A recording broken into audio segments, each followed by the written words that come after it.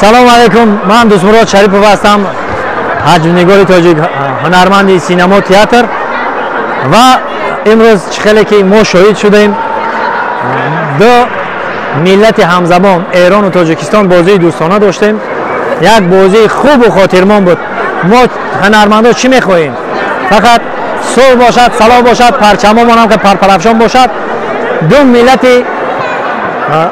دو ملت که در روی دنیا در جهان نیست، ایران و تاجیک، همه وقت هم که یکجا باشیم، سرجم باشیم. خدا نگهبان فارزبانان روی دنیا.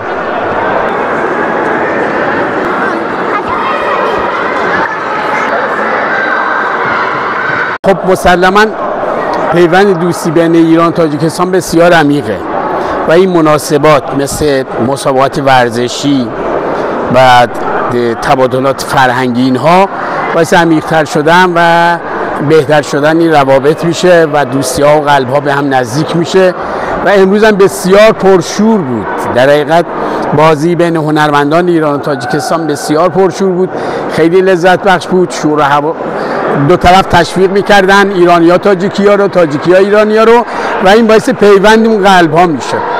بسیار عالی بود، لذت بردیم.